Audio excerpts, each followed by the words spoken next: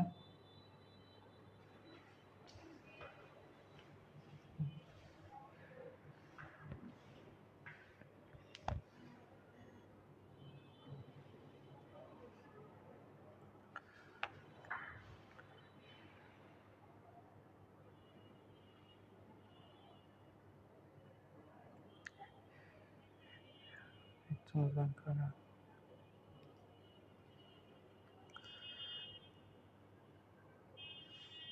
Delete করুন।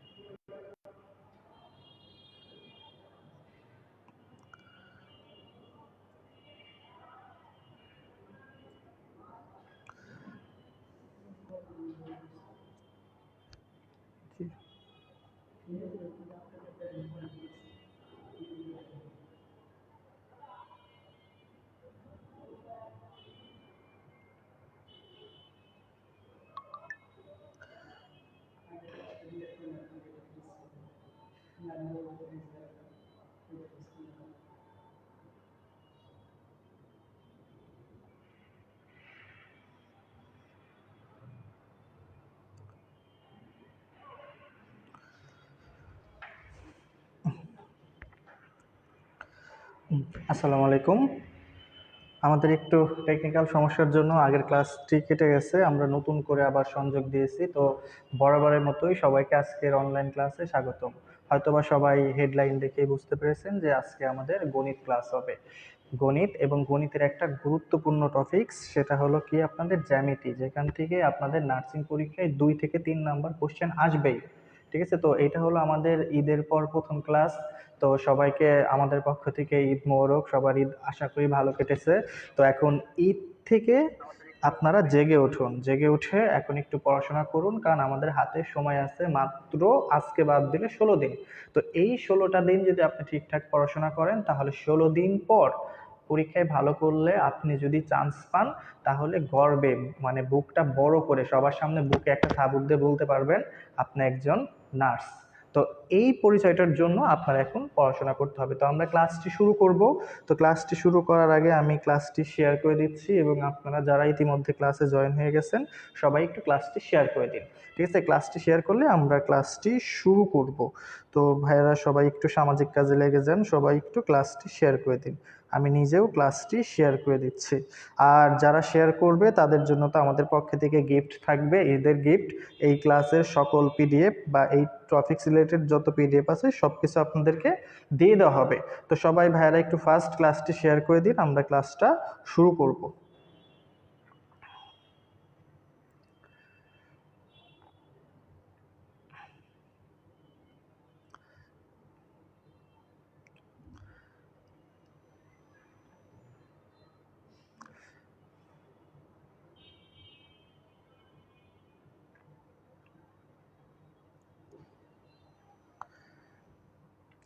আর সবাই একটু এখন কমেন্টে জানান যে এখন সব ঠিকঠাক আছে কিনা, বা এখন আপনারা সব ঠিকঠাক শুনতে পাচ্ছেন কিনা।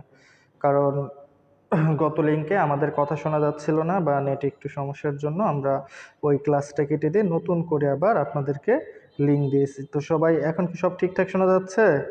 এই বাচ্চা কাচ্চা ঈদ কাটিয়ে উঠছেন, এখন কিন্তু রেসপন্স করতে হবে বেশি, কথা বলতে হবে বেশি।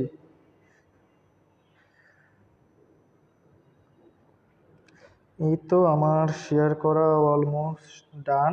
তো সবাই একটু, যারা ইতিমধ্যে ক্লাসে জয়েন হয়ে গেছেন সবাই একটু ক্লাসটা শেয়ার করে দিন, যাতে সবাই ক্লাসে অংশগ্রহণ করতে পারে। সবাই সবাই ফার্স্ট আমরা ক্লাস শুরু করে দেব।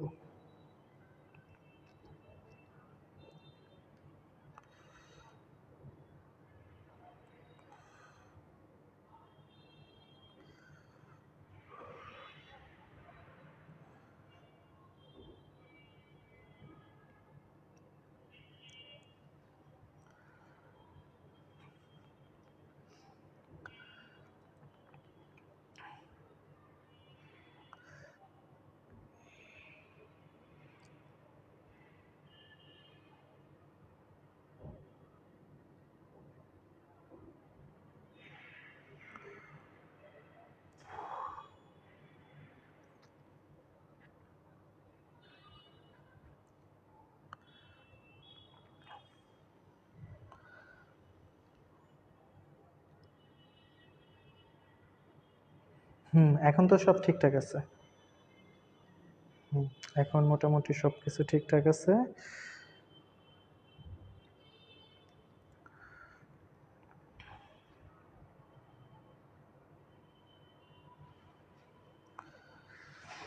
ওকে, সবার ঈদ কেমন কাটলো? ঈদে কে কয় ঘন্টা করে পড়াশোনা করেছেন একটু জানাবেন তো। দেখি আপনাদের ঈদ আগে নাকি আপনাদের চান্স আগে, সেটা আগে একটু বুঝি। ঈদে কি বই টই খুলে বসেছিলেন পড়তে?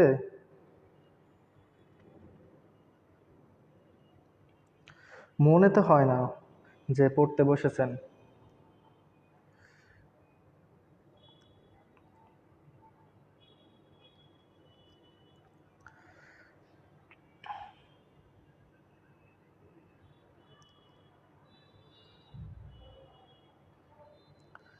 Share done, thank you.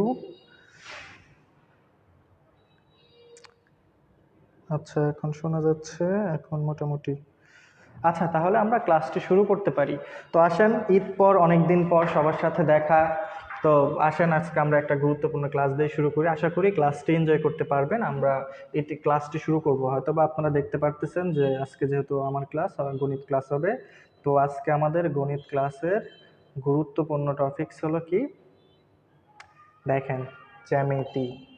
আপনারা হয়তো বা এই টপিক্সের গুরুত্বটা বুঝতে পারতেছেন না, কারণ আপনাদের ম্যাথে যদি 10টা প্রশ্ন থাকে, ম্যাথে 10টা প্রশ্নের মধ্যে 2 থেকে 3টা প্রশ্ন থাকবে এই জ্যামিতি থেকে। এবং আজকের ক্লাসে ইনশাল্লাহ আমরা এই 2 থেকে 3 নাম্বার আপনাকে হুবহু কমন দেব। শুধু আপনি চুপচাপ A to Z ক্লাসটি করবেন, পুরোটাই কমন পাবেন। যদি কমন না পান, পরে আমার কাছে এসে বললেন যে ভাই আমি ক্লাস করছি কিন্তু আমি কমন পাইনি। ঠিক আছে? ওকে, ইনশাল্লাহ আজকে পুরোটাই কমন পাবেন। তো আসেন আমরা ক্লাসটি শুরু করে দেই। আর সবাই সবাই যদি একটু কষ্ট না হয়, তাহলে সবাই একটু আপনাদের বন্ধু বান্ধবকে একটু হাইলাইট করে দেবেন। আপনাদের যে হাইলাইট আছে, যেহেতু অনেকদিন পর আসছে, এরকম হাইলাইট আপনারা একটু আপনাদের বন্ধু বান্ধবকে একটু হাইলাইট করে দেন। কারণ অনেক দিন পর ক্লাসে আসছে, কারণ অনেকেই এখনো ঘুম ভাগেনি বা অনেকের ঈদ শেষ হয়নি। তো ভাই আপনারা একটু তাদেরকে জাগিয়ে দেন, হাইলাইট অথবা আপনাদের টপ ফ্যান যা থাক বা ফলোয়ার্স যা থাক, এগুলো সবাইকে একটু জাগিয়ে দেন। সবাই একটু এই কমেন্টটা করেন, হ্যাঁ যে অনেকেই করছে হাইলাইট। আপনাদের সকল বন্ধু বান্ধবকে জাগিয়ে দেন। আমি কথা দিচ্ছি যে আজকে আমাদের 2-3 ঘন্টা যাই লাগুক, আমাদের জ্যামিতি একদম পুরো পানি পানি করে ফেলবো। শুধু আমি পানি পানি করবো না, আপনাদের কাছে পানি পানি হবে। নার্সিং ভর্তি পরীক্ষায় যদি এর বাইরে প্রশ্ন থাকে তো আমাকে বলবেন যে ভাইয়া এর বাইরে প্রশ্ন আছে। সবাই সবাই একটু বন্ধু বান্ধবকে হাইলাইট করে দেন, যাতে সবাই ক্লাসটায় অংশগ্রহণ করতে পারে। সবাই একটু হাইলাইট, এটা একটু সবাইকে করে দেন। আমরা ক্লাসটা শুরু করব। আজকে হলো আমাদের 18তম দিনের ক্লাস, এবং আমাদের এই ক্লাসগুলো আমাদের ফেসবুক পেজেও কিছু থাকবে, না হলে আপনারা আমাদের ইউটিউব চ্যানেল আছে, আমাদের কোচিংয়ের নামে ইউটিউব যে চ্যানেলটা আছে সেখানে আপনাদের আপলোড করে দেওয়া হয়, সেখানে আমরা ক্লাসটা পাবেন। ওকে ওকে, থ্যাংক ইউ। অনেকেই হাইলাইট করছে, যারা এখনো করেননি ভাইয়া একটু কষ্ট করে করে দেবেন। ঠিক আছে? তো আসেন আমরা কথা না বাড়িয়ে ক্লাসটা শুরু করি। দেখেন, আমাদের হলো আজকে জ্যামিতির ক্লাস। আমরা জ্যামিতির বেসিক A to Z সবই পড়বো। তো আমাদের জ্যামিতির প্রথম একটা প্রশ্ন দেখেন, এই প্রশ্নগুলো কিন্তু আমাদের বিগত বছরের প্রশ্ন থেকে নেওয়া। তো আমাদের জ্যামিতির প্রথম যে প্রশ্নটা করা আছে, সবাই কিন্তু আমার সাথে সাথে কমেন্ট করবেন। ক্লাস করতে এনার্জেটিক ক্লাস করতে হবে, না হলে কিন্তু অনলাইনে আপনাদের ফুটবল খেলবো। বুঝা গেছে? অনেকদিন পর মুখ টুক খারাপ করবো না, খুব ভদ্র ভাষায় ক্লাস নেব, না হলে কিন্তু ধরেন যে গালি গালাজ বের হয়ে গেলে কিন্তু আবার কিছু বললেন না। আচ্ছা দেখেন, আমাদের 1 নাম্বার কোশ্চেন এখানে কি দেওয়া আছে যে একটি সমকোণী ত্রিভুজের সূক্ষ্ম কোণদ্বয়ের পার্থক্য হলো কত? 6, এবং ক্ষুদ্রতম কোণের মান কত? এই যে এই প্রশ্নটা জানতে হলে আপনাদের অনেকগুলো বেসিক জিনিস জানতে হবে, অনেকগুলো বেসিক জিনিস জেনে তারপরে এই বিষয়টা জানতে। আপনারা হয়তো বা জানেন, এটার অ্যান্সার জানেন, খুব ইজিলি জানেন, কিন্তু ইজিলি জানলেও এই বিষয়গুলো কই থেকে আছে সে বিষয়টা আপনাদের বুঝতে হবে। হ্যাঁ, অনেকে হাইলাইট করছে ভাইয়া। ওকে ওকে, আপনারা সবাই একটু হাইলাইট করে দেন। হয়ে যাবে। হ্যাঁ, আমাদের সাজেশন শিটে শুধু অ্যান্সারগুলো দেওয়া, আর যত বিস্তারিত ব্যাখ্যা আমরা ক্লাসের মাধ্যমে নিচ্ছি। যারা বই সংগ্রহ করছেন তারা বইতে সাজেশনগুলো অ্যান্সারই দেওয়া, কারণ সব তো এখানে বইতে আমি আপনাকে করে দিতে পারতেছি না, করলে তো ওটা তো আর সাজেশন বই থাকবে না, ওটা তো গাইড বই হয়ে যাবে। তো ওটা একটা সাজেশন বই, ওখানে সব কিছু দেওয়া যাচ্ছে না। তো যেটা দেওয়া হয়েছে আর বাদ বাকি সাপোর্ট আমরা অনলাইন ক্লাসের মাধ্যমে দিচ্ছি।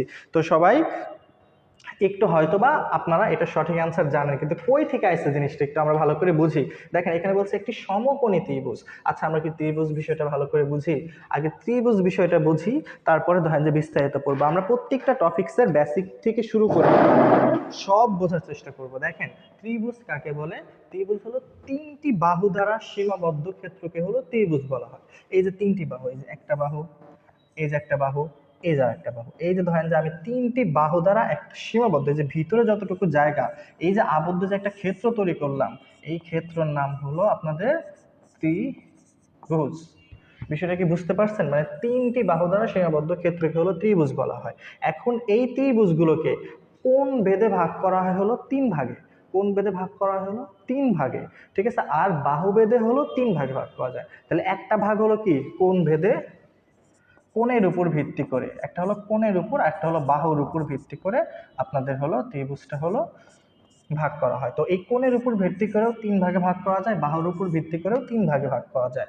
আর আরেকটা বিষয় মাথায় রাখবেন, এই যে যে আমরা একটা ত্রিভুজ আঁকছি, এই যে যে কোনো ত্রিভুজ, ত্রিভুজ যাই হোক না কেন, ত্রিভুজে যে তিনটা কোণ আছে, এই যে তিনটা কোণ, এই তিন কোণের সমষ্টি হলো 180 ডিগ্রি। কোণ কি, রেখা কি, বাহু কি, আমরা সবই বিস্তারিত পড়বো, যেহেতু এই মানে এই প্রশ্নটা আমাদের ত্রিভুজ সম্পর্কে আসছে, সেজন্য আমরা ত্রিভুজ সম্পর্কে বিস্তারিত আলোচনা করতেছি, সাথে কোণগুলোও পড়বো। তো বুঝাতে পারছি যে ত্রিভুজ যাই হোক না কেন, ত্রিভুজের তিন কোণের সমষ্টি হলো 180 ডিগ্রি। তো যে এই যে বাহুভেদে যে ত্রিভুজকে তিন ভাগে ভাগ করা হয়, সেই বিষয়গুলো কি? একটা হলো সুষম বাহু।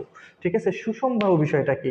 মানে যে বাহু, মানে যে ত্রিভুজের তিনটি বাহু সমান, মানে এটা এটা এটা এটা তিনটি বাহু যদি সমান হয় তাকে বলা হয় সুষম বাহু ত্রিভুজ।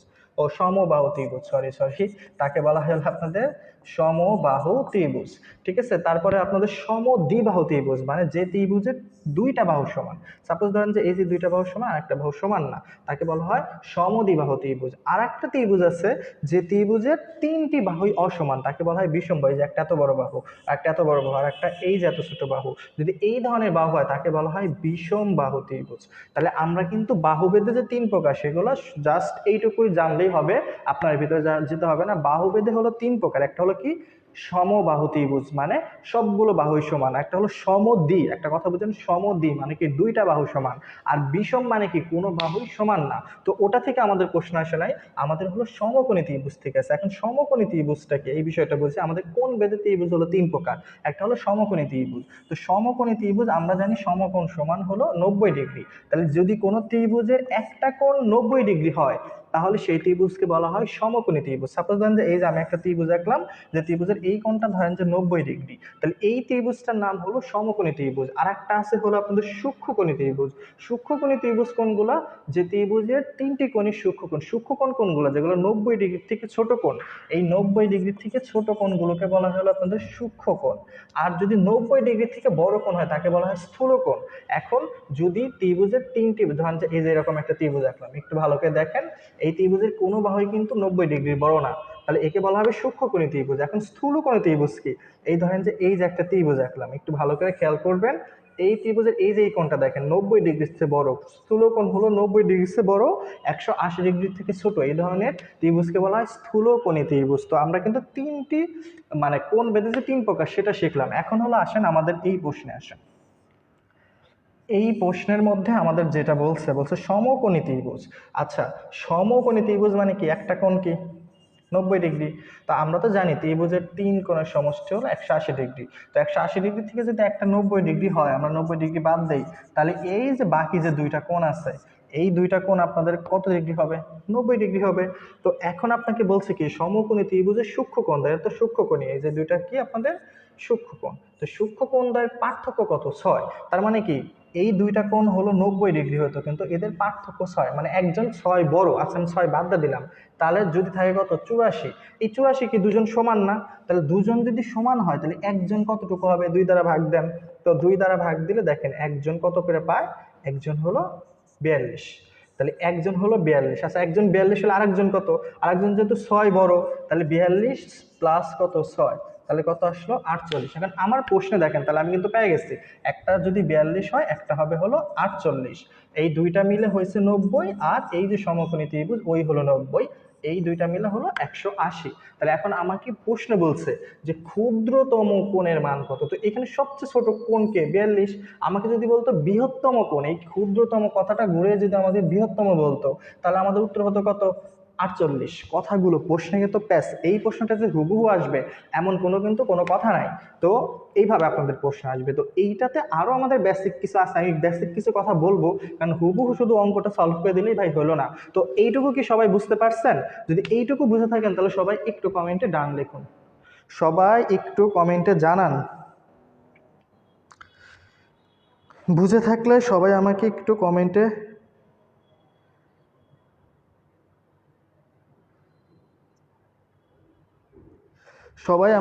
কমেন্টে জানান যে এটা বুঝতে পারছেন কিনা। ওকে ওকে, যারা, হ্যাঁ বুঝছি, যারা যারা নতুন ক্লাসে জয়েন করছেন তো সবাই সবাই একটু আপনাদের বন্ধু বান্ধবকে একটু হাইলাইট করে দিবেন। ক্লাসে উপস্থিতি বেশি থাকলে ক্লাস নিয়ে মজা পাওয়া যায়। তো সবাই একটু হাইলাইট আর একবার বুঝায় দেন। আচ্ছা, আমি আর একবার চেষ্টা করতেছি, কিন্তু সবাই একটু হাইলাইট করে দেন। দেখেন, আমরা বলছি সমকোণী ত্রিভুজ, আমি বিস্তারিত আরো কথা বলছি, ক্লাস রেকর্ড থাকবে, তখন আপনি টেনে টেনে দেখবেন। তো এই যে একটা সমকোণী ত্রিভুজের একটা কোণ হলো কত 90, তো আমরা জানি ত্রিভুজের 3 কোণের সমষ্টি 180, তাহলে একটা 90 হলে আমি এই 90 বাদ দিলাম, তাহলে বাদ বাকি 2 কোণ কত হবে 90°।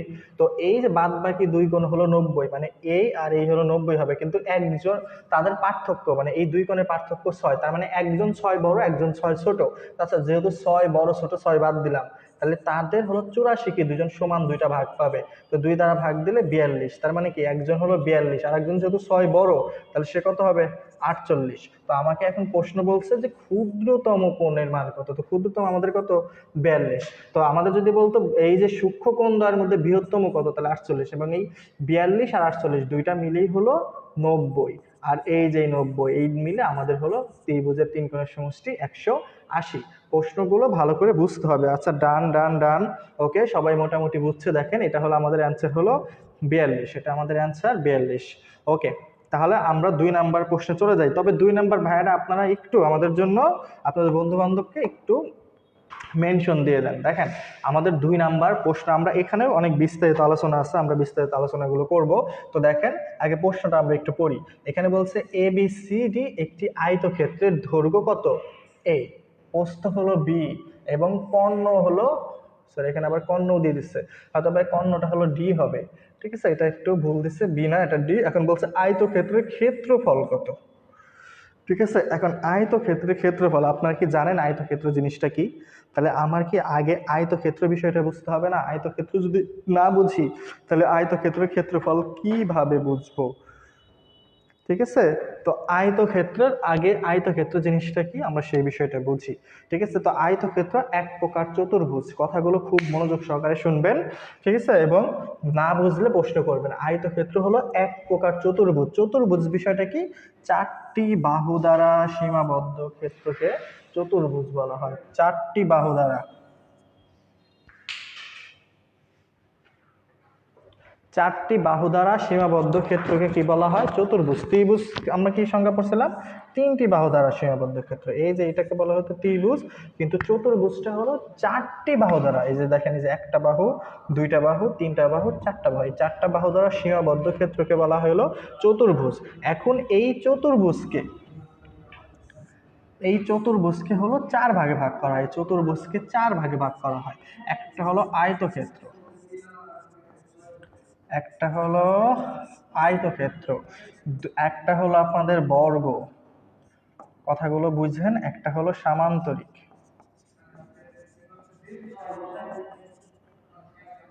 আর একটা হলো রম্বস। মূল কথা, এই চতুর্ভুজটাকে হলো এই 4 ভাগে ভাগ করা যায়। বিষয়টা কি বুঝতে পারছেন? তাহলে এখন আয়তক্ষেত্র, বর্গ বা সামান্তরিক, রম্বস, এই বিষয়গুলোর মধ্যে আসলে পার্থক্যটা কি বা ডিফারেন্সটা কোথায়? একই জিনিস, এরা কিন্তু, এদের কিন্তু সবার কমন নাম চতুর্ভুজ। এদের সবার কমন নাম হলো আপনাদের কি, চতুর্ভুজ। একটা আয়তক্ষেত্রকে চতুর্ভুজ বলা যাবে, বর্গকেও চতুর্ভুজ, সামান্তরিককেও চতুর্ভুজ, রম্বসকেও চতুর্ভুজ। তো এখন এদের মধ্যে আসলে পার্থক্য কি, পার্থক্যটা আমরা আগে আয়তক্ষেত্র এবং সামান্তরিকের মাঝে বিষয়টা বোঝানোর চেষ্টা করি। ধরেন যে একটা আয়তক্ষেত্র, এদিক ভালো করে দেখবেন। ওকে, এখন একটু আমরা বিষয়টা বোঝাই যে এটা হলো আপনাদের, এটাকে বলা হয় আয়তক্ষেত্র, এটাকে বলা হয় সামান্তরিক। দুটোর মধ্যে পার্থক্যটাকে একটু ভালো করে সংজ্ঞায় বোঝেন। আয়তক্ষেত্র হলো যে চতুর্ভুজের দুইটি বাহু সমান এবং সমান্তরাল। দেখেন এই বাহুটার সমান্তরাল কিন্তু এই বাহুটা, আবার এই বাহুটার সমান্তরাল কিন্তু এই বাহু। এই যে দুইটি বাহু, তার মানে কি এই দুইটি বাহু সমান, এবং ও যদি 8 মিটার হয় ও 8 মিটার, ও যদি 5 মিটার হয় তাহলে ও 5 মিটার। মানে কি, যে চতুর্ভুজের দুইটি বাহু সমান এবং সমান্তরাল, ঠিক আছে। এই সামান্তরিকেও এই বাহু সমান এবং সমান্তরাল। এই যে এই বাহু সমান এবং সমান্তরাল, ও যদি 8 হয় ও 8, ও যদি 5 হয় ও যদি 5, সবই তো সেম, কিন্তু সংজ্ঞায় একটা জায়গায় পার্থক্য আছে, সেটা হলো কি, যে এই যে আপনাকে বলবে এবং কোণগুলো সমকোণ। তার মানে কি, আয়তক্ষেত্রের সংজ্ঞায় বলা হয় যে চতুর্ভুজের দুইটি বাহু সমান এবং সমান্তরাল এবং কোণগুলো সমকোণ, তাকে বলা হয় আয়তক্ষেত্র। আর সামান্তরিকের হলো যে চতুর্ভুজের দুইটি বাহু সমান এবং সমান্তরাল কিন্তু কোণগুলো সমকোণ নাই। পার্থক্যটা এক জায়গায়, মূল কথা এই যে এখানে কোণগুলো 90 ডিগ্রি হবে, কিন্তু এইটার কোণগুলো কি হবে না, 90 ডিগ্রি হবে না। তাছাড়া দুইটার সেম। তো এই যে যেটা 90 ডিগ্রি হবে সেটাকে আমরা বলবো হলো আয়তক্ষেত্র, আর যেটার আমাদের 90 ডিগ্রি হবে না সেটা হলো আমাদের সামান্তরিক। বিষয়টা কি বুঝতে পারছেন? অনুরূপভাবে বর্গক্ষেত্র এবং রম্বসের সেম। আমি আপনাকে বিষয়টা একটু এঁকে বুঝাই। ধরেন যে এটা হলো বর্গক্ষেত্র,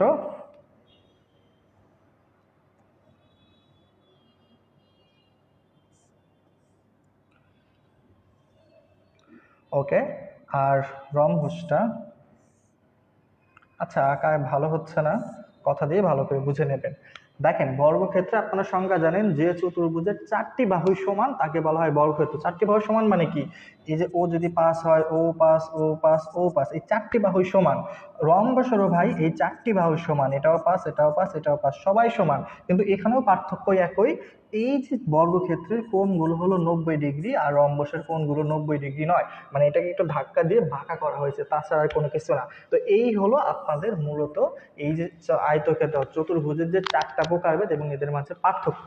তো আপনি যদি আয়তক্ষেত্র মনে রাখতে পারেন তাহলে সামান্তরিক মনে রাখতে পারবেন, রম্বস মনে রাখতে পারলে বর্গক্ষেত্র মনে রাখতে পারবেন। তো এখন আসেন এইগুলার ক্ষেত্রে আমাদের ক্ষেত্রফল নির্ণয়ের ক্ষেত্রে ফর্মুলা কিন্তু একই। সাপোজ ধরেন যে একটা যদি আয়তক্ষেত্র থাকে, এই যে উপরেরটাকে বলা হয় দৈর্ঘ্য আর নিচেরটাকে বলা, এই যে সাইডেরটাকে বলা হয় হলো প্রস্থ। তো আমাদের দৈর্ঘ্য আর হলো প্রস্থ। তো আমাদের যদি কোনো কিছুর ক্ষেত্রফল নির্ণয় করতে বলে, ক্ষেত্রফল বা এরিয়া নির্ণয় করতে বলে, ইংলিশ হলো কি এরিয়া, ক্ষেত্রফলের ইংলিশ হলো এরিয়া। তো এটা নির্ণয় করতে বললে সূত্র একটাই সূত্র, সেটা হলো কি দৈর্ঘ্য গুণন প্রস্থ। এটা আমাদের কি, দৈর্ঘ্য গুণন প্রস্থ, যে কোনো কিছু। এখন ধরেন যে আয়তক্ষেত্রের যদি ক্ষেত্রফল বলে তাহলে সূত্র কি, দৈর্ঘ্য গুণন প্রস্থ। যদি বলে সামান্তরিকের ক্ষেত্রফল কি, উত্তর কি, দৈর্ঘ্য গুণন প্রস্থ। যদি বলে বর্গক্ষেত্রের ক্ষেত্রফল কি, দেখেন বর্গক্ষেত্রের ক্ষেত্রে আপনার এটাও যদি 5 হয় এটাও 5, মানে কি এটা এ হলে এটাও এ, তাহলে এই ক্ষেত্রেও আমাদের কি, দৈর্ঘ্য গুণন প্রস্থ। তো দৈর্ঘ্য গুণন প্রস্থ দিলে এখানে দৈর্ঘ্য কি এ, প্রস্থও কি এ, এই জন্য এখানে আসে হলো এ স্কয়ার। বিষয়টা কি বুঝতে পারছেন? মানে সবগুলো সূত্র একই, দৈর্ঘ্য গুণন প্রস্থ। রম্বসের ক্ষেত্রে তো 4টি বাহু সমান, তাহলে এক্ষেত্রেও ক্ষেত্রফল কি, ওই যে স্কয়ার বা আপনাদের দৈর্ঘ্য গুণন প্রস্থ। আবার আরেকটা মজার বিষয় দেখেন, যদি আপনাকে ত্রিভুজের ক্ষেত্রফল নির্ণয় করতে বলে, ত্রিভুজের ক্ষেত্রফলও কিন্তু একই সূত্র। কিভাবে একই সূত্র, একটু ভালো করে দেখেন। এই যে আমি একটা চতুর্ভুজকে মাঝখানে একটা কর্ণ এঁকে ভাগ করে দিলাম, ভাগ করা মানে দেখেন এই জিনিসটা কি অর্ধেক হয়ে গেছে না, এই একটা হাফ এই একটা হাফ। এই জন্য আমাদের যখন ত্রিভুজের ক্ষেত্রফল নির্ণয় করি তখন এই জন্য হাফ লিখি, হাফ ইন্টু এই যে এটা হলো কি দৈর্ঘ্য, ঠিক আছে, আর গুণন কি, এটা হলো কি প্রস্থ। বিষয়টা কি বুঝতে পারছেন? ফর্মুলা কিন্তু একটাই, একটা ফর্মুলা থেকে সবগুলো আছে, কিন্তু চতুর্ভুজ করলে এটা হয়ে যায় তখন কি উচ্চতা, এটা হয়ে যায় ভূমি। এই জন্য দৈর্ঘ্য গুণন প্রস্থ না লিখে এখানে লেখে হলো কি ভূমি গুণন উচ্চতা। আপনি একটু উল্টায় দেন, দেখেন এটা ভূমি গুণন উচ্চতা হয়ে যাবে, কিন্তু সূত্র কিন্তু এখান থেকে আছে, ফর্মুলা কিন্তু একটাই। বিষয়টা কি বুঝতে পারছেন? সবাই যদি বুঝে থাকেন তাহলে একটু কমেন্টে ডান লেখেন, সবাই একটু কমেন্টে ডান লেখেন যে এইটুকু আলোচনা বুঝতে পারছি। আর পরিসীমা, পরিসীমা বিষয়টা আমরা এখান থেকে যেহেতু আমরা আঁকতেছি, দেখেন এই যে চারটা বাহু না, তাহলে ও যদি 5 হয়, ও 5 মানে কি ও এ হলে ও এ, ও যদি 3 হয়, ও যদি বি হয়, তাহলে ও কি 3 মানে ও বি। তো পরিসীমা বিষয়টা কি? ক্ষেত্রফল হলো এই ভিতরের জায়গাটুকু, এই ভিতরে যতটুকু জায়গা আছে সবটুকুই বলা হয় ক্ষেত্রফল। আর পরিসীমা হলো এই যে বাহুটা আছে না, এই বাহুটার সাথে এই বাহুটা যোগ করেন, এই যে বেড়াগুলো যা আছে এই বেড়াগুলোকে টেনে যদি আপনি একটা লম্বা একটা ধরেন যে রশি বানান, তখন এই যে এই রশিটা বা রশিটাকেই বলা হয় আপনাদের পরিসীমা। পরিসীমা কিছু না, এই যে চারটা বাহু আছে না, যতগুলো বেড়া থাকবে তাদের হলো যোগফল। তাহলে দেখেন এই ক্ষেত্রে আমাদের আয়তক্ষেত্রের পরিসীমা যদি বলতো, তাহলে আমাদের কি এখানে এ প্লাস বি প্লাস এ প্লাস বি, তাহলে এই ক্ষেত্রে হয়তো হলো 2a প্লাস 2b। তো আমরা যদি এখান থেকে 2 কমন নিতাম, তাহলে কি 2 ইন্টু এ প্লাস বি। আমাদের সূত্র মুখস্থ করতে হবে না, আপনি শুধু বিষয়টা বোঝেন। পরিসীমা হলো এই যে বেড়াগুলো আছে না, এই বেড়াগুলোর হলো সবগুলোর হলো যোগফল। আর ক্ষেত্রফল হলো ভিতরের জায়গাটুকু। বিষয় আশা করি বিষয়টা বুঝতে পারছেন। তো যত কিছু থাক, ত্রিভুজের যদি পরিসীমা নির্ণয় করতে বলে, এই যে একটা ত্রিভুজ, এই ত্রিভুজের যদি আপনার পরিসীমা নির্ণয় করেন, তার মানে কি তিনটা বাহু যোগ করে দেবেন, চতুর্ভুজের চারটা বাহু যোগ করে দেবেন, আপনার পঞ্চভুজের পরিসীমা নির্ণয় করলে পাঁচটা বাহু যোগ করে দিলে হয়ে গেল। মূল কথা হলো পরিসীমা হলো যতগুলো বাহু থাকবে সবগুলো বাহু যোগ করবেন, যোগ করে যেটা পাবেন সেটাই হলো পরিসীমা। তো আমাদের এত কিছু লাগবে না, আমাদের এইখানে বলছে তাহলে আয়তক্ষেত্রের দৈর্ঘ্য এ প্রস্থ বি, তাহলে আমরা তো ক্ষেত্রফল জানি। এরিয়া কি? এরিয়ার সূত্র কি? দৈর্ঘ্য গুণন প্রস্থ। তাহলে এখানে দৈর্ঘ্য কি দেওয়া আছে এ, প্রস্থ দেওয়া আছে বি, তাহলে আলটিমেটলি হলো এ বি। এখন আপনারা বলতে পারেন ভাইয়া এত সহজ প্রশ্ন এত সময় নিয়ে কেন সলভ করাচ্ছেন? ভাই তোর যে এই প্রশ্নটাই আসবে তার কি গ্যারান্টি আছে? তো এই রিলেটেড যত ক্যাটাগরির প্রশ্ন আসে তুই যাতে পারিস এবং এর ভিতরে যাতে ঢুকতে পারিস সেজন্য এইভাবে বিস্তারিতভাবে পড়াচ্ছি। এবং যারা ক্লাসটি করতেছেন এবং বুঝছেন, যারা এতক্ষণে বুঝছেন, তারা সবাই একটু কমেন্ট টান লিখুন। ওকে, এবং যারা নতুন জয়েন করে ফেলছেন তারা একটু আপনাদের বন্ধু বান্ধবকে একটু হাইলাইট করে দেন @, আপনারা সবাই একটু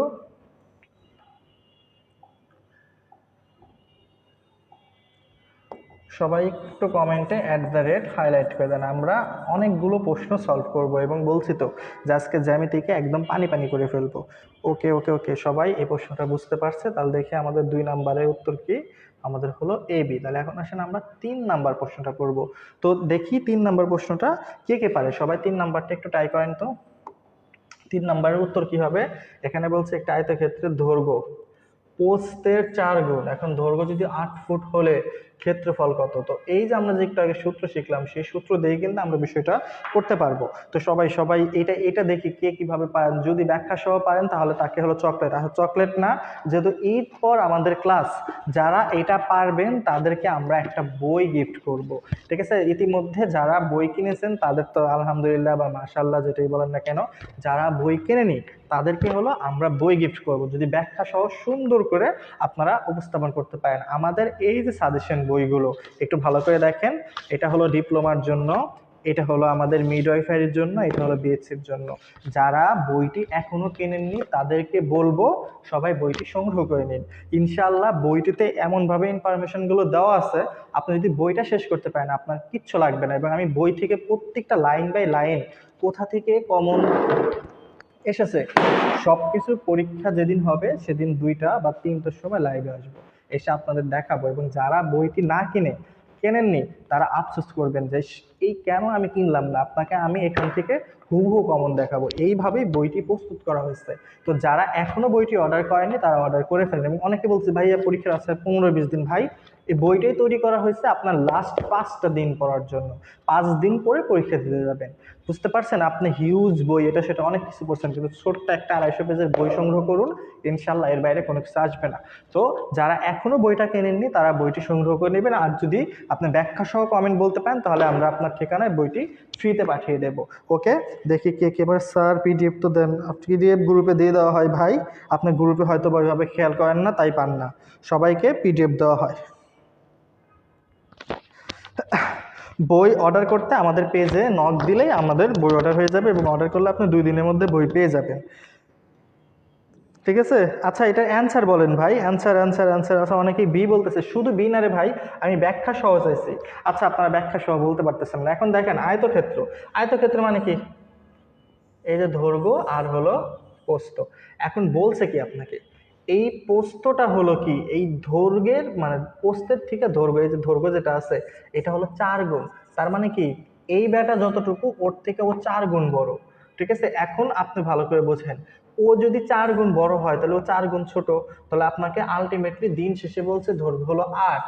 ও যদি দৈর্ঘ্য 8 হয় তাহলে প্রস্থ কত, যেহেতু 4 গুণ বড়, তাহলে এবার 4 দিয়ে ভাগ করলে, গুণ বড় যেহেতু, ভাগ করলে দৈর্ঘ্য পেয়ে যাবেন। তাহলে ও যদি 8 হয় তাহলে দৈর্ঘ্য কত হবে, 4 দিয়ে ভাগ করলে 2। তার মানে কি আমাদের প্রস্থ হলো কত, 2, আর দৈর্ঘ্য কত, 8। আপনি একটু ভালো করে বোঝেন, এই 2 হলেই তো ওই 2 এর 4 গুণ কত, 8। আর এই 8 থেকে যদি 2 নিতে হয় তাহলে 4 দ্বারা কি করতে হবে, ভাগ করতে হবে। তো আমি কিন্তু দৈর্ঘ্য আর প্রস্থ পেয়ে গেছি, দৈর্ঘ্য হলো 8, প্রস্থ হলো 2। আমাকে বলছে ক্ষেত্রফল নির্ণয় করতে, আমি তো একটু আগে শিখছি দৈর্ঘ্য গুণন প্রস্থ। তার মানে কি 2 × 8 অথবা 8 × 2। তাহলে আলটিমেটলি আমার অ্যান্সার কত, 16। তো আমাদের অ্যান্সার হলো ক। আশা করি সবাই বিষয়টা বুঝতে পারছেন। একটু আগে যে আমরা বেসিক বিষয়টা পড়লাম সেটাই হলো এটা। ঠিক আছে,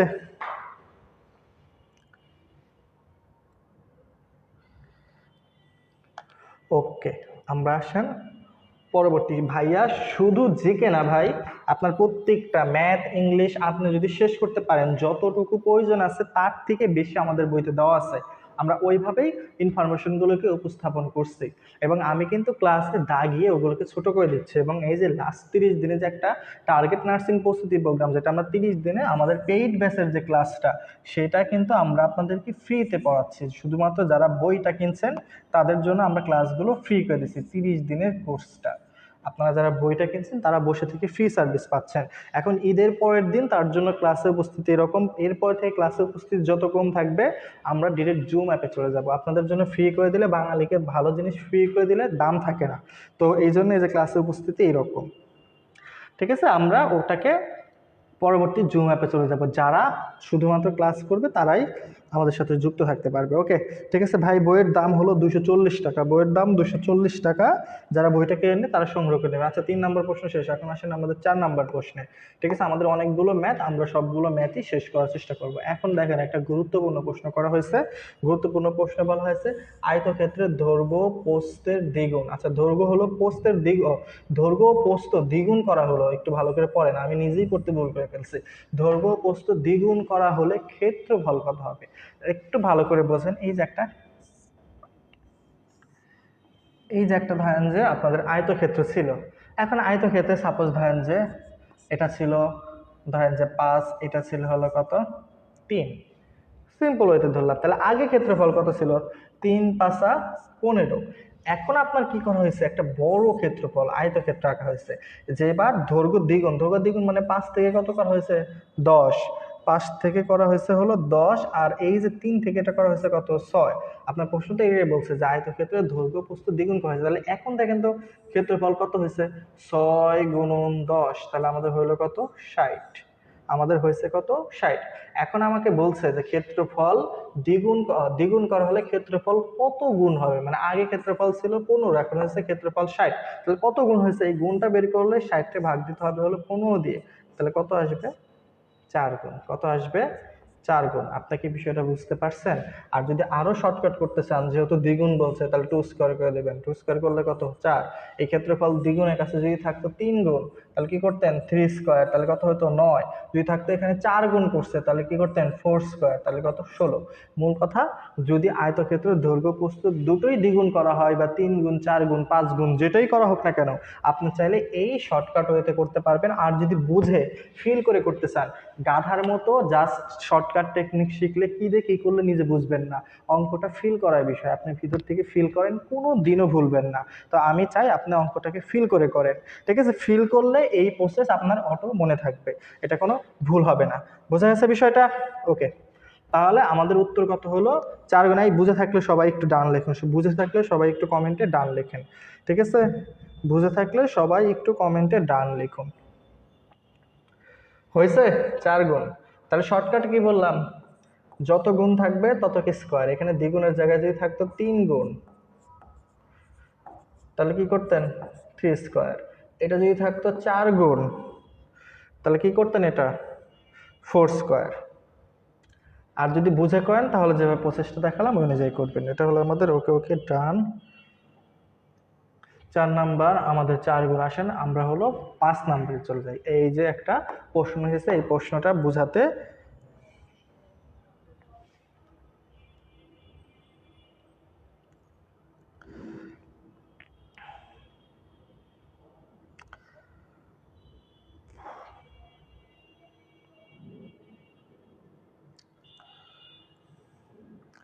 এত অশিক্ষিত মানুষ থাকে, ফোন দিচ্ছে, ফোন কেটে দিচ্ছে, ফোন দেওয়ার উপরই আছে, ব্লক লিস্টে রেখে দিলাম। আচ্ছা আসেন ক্লাসটা আমরা শেষ করি আগে। ওকে দেখেন, একটি ত্রিভুজের আমাদের পরবর্তী প্রশ্নটা করা হয়েছে হলো যে একটি ত্রিভুজের দুইটি অন্তস্থ কোণ যথাক্রমে, মানে ত্রিভুজ আমরা তো একটা ধরেন যে কি এটা একটা ত্রিভুজ, আমাদের প্রশ্ন বলা হয়েছে যে একটি ত্রিভুজের দুইটি অন্তস্থ কোণ যথাক্রমে কত 35 75। তার মানে কি আপনার যে কোনো দুইটি, এই যে অন্তস্থ মানে ভিতরে কোণ, এই যে ভিতরে যে কোণগুলো আছে সেগুলোকে অন্তস্থ কোণ বলা হয়। তো যদি ধরেন যে একটা হলো কত 35, একটা হলো কত দেওয়া আছে আপনার 75, তাহলে এখন আপনাকে বলছে তৃতীয় কোণটির মান কত। এই লিসেন টু মি, একটু ভালো করে শোনেন। আমরা একটু আগে বললাম কি যে ত্রিভুজের 3 কোণের সমষ্টি কত 180 ডিগ্রি। তো 180 ডিগ্রির মধ্যে যদি আপনাকে দুইটা কোণ দেওয়া থাকে, একটা 75 একটা হলো 35, তাহলে দুইটা যোগ করে কত হয় 75 35 110। তাহলে এখান থেকে 110 বাদ দিলে 3 নাম্বার কোণটা কত হবে অবভিয়াসলি কত আপনার 70। এটা আমরা 3 নাম্বার কোণটা হবে কত 70, কারণ ত্রিভুজের 3 কোণের সমষ্টি সবসময় কত 180 ডিগ্রি। বিষয়টা আশা করি বুঝতে পারছেন, একদম সহজ। আমি কিন্তু প্রথমেই ত্রিভুজের বেসিক সম্পর্কে আলোচনা করে নিয়েছি, আরো হয়তো বা টুকটাক কথাবার্তা থাকে, কিন্তু এত আলোচনা করলে আপনারা এমনি বোরিং হয়ে যাচ্ছেন, আরো বোরিং হবেন। ঠিক আছে, তো সেজন্য এত আলোচনা করতেছি না, বিষয়গুলো বুঝে নেন। ওকে, এটা বুঝে থাকলে ডান লেখেন, ডান। সবাই সবাই একটু ফাস্ট রেসপন্স করেন, আমরা পরবর্তী প্রশ্নে চলে যাব। ওকে, এটার উত্তর হলো 70। এখন আসেন আমাদের পরবর্তী প্রশ্ন।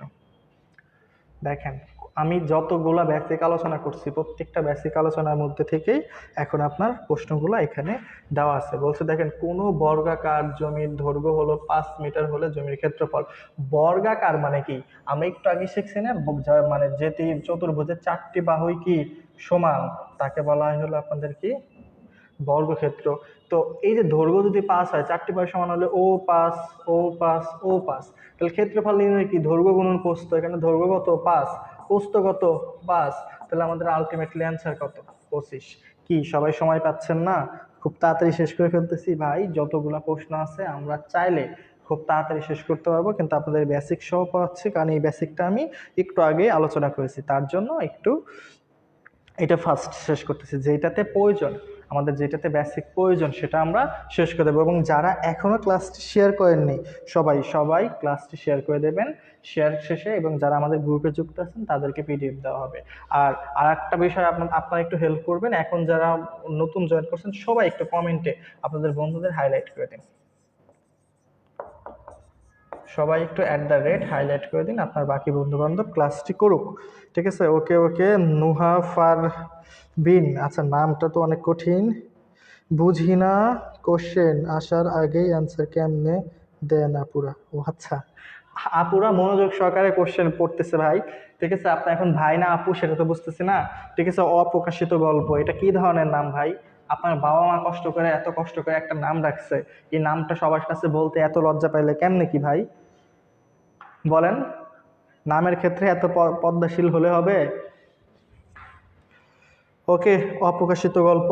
আসেন আমরা পরবর্তী প্রশ্নে চলে যাই। ওকে, আমাদের হলো 6 নম্বর প্রশ্ন উত্তর হয়ে গেছে। আর সবাই একটু হাইলাইট করে দিন ভাই, আমরা পরবর্তী প্রশ্নে চলে যাই। দেখেন এটা অ্যান্সার হলো 7 নাম্বার। দেখেন 7 নাম্বার আমাদের কি প্রশ্ন বলছে, আয়তক্ষেত্রের দৈর্ঘ্য। একটু আগেই কিন্তু আমরা এটা ধরেন যে সলভ করছি, একটু আগেই কিন্তু সলভ করছে, এটা কিন্তু আমাদের প্রশ্নটা রিপিট হয়েছে। আয়তক্ষেত্রের দৈর্ঘ্য প্রস্থের 4 গুণ, দৈর্ঘ্য 8 ফুট হলে তাহলে ক্ষেত্রফল কত। এই যে একটু আগেই আমি এটা কিন্তু সুন্দর করে এঁকে আপনাকে বুঝাই দিচ্ছি, মানে এই যে প্রস্থটা আছে এর থেকে 4 গুণ হলো এটা। ঠিক আছে। এখন আপনাকে বলছে এই দৈর্ঘ্যটা কত দিছে, 8। দৈর্ঘ্য 8 হলে প্রস্থ কত হবে? তাহলে আমরা কি 8 যেহেতু 4 গুণ 2 দ্বারা ভাগ দিলে প্রস্থ হলো 2, তাহলে দৈর্ঘ্য হলো 8, প্রস্থ হলো 2। আর এই 2 এর 4 গুণই কত? 8। তাহলে আমাদের ক্ষেত্রফল কত? 16, কারণ 8 দুগুণা 16। প্রশ্নটা একটু আগে আমরা সলভ করছি, যেটা আমাদের রিপিট হয়েছে, সেই জন্য আমরা এটাকে অ্যাভয়েড করে অনেক প্রশ্নে চলে যায়। দেখেন এটা হলো 16।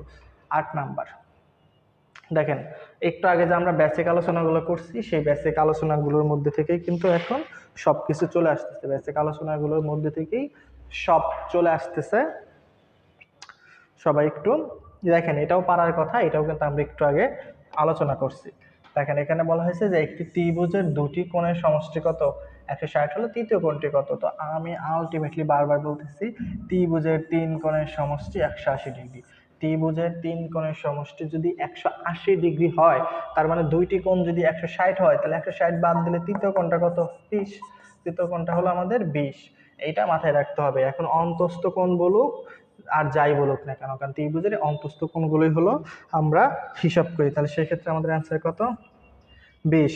এই সবাইকে বুঝতে পারছেন? সবাই যদি বুঝে থাকেন তাহলে একটু সবাই কমেন্টে ডান লিখুন, সবাই কমেন্টে ডান লিখুন। আর একটা বিষয় আমি বলতেছি, আবারও বলতেছি, যারা এখনো বইটি অর্ডার করেনি তারা অর্ডার করে ফেলুন, কারণ আমাদের এখন থেকে ধারাবাহিক ক্লাস শুরু হয়েছে এবং আপনাদের ক্লাস টাইমটা এখন 8টায় থাকবে। এখন থেকে প্রতিদিন 8টার দিকে আপনাদের হলো ক্লাস থাকবে, ঠিক আছে।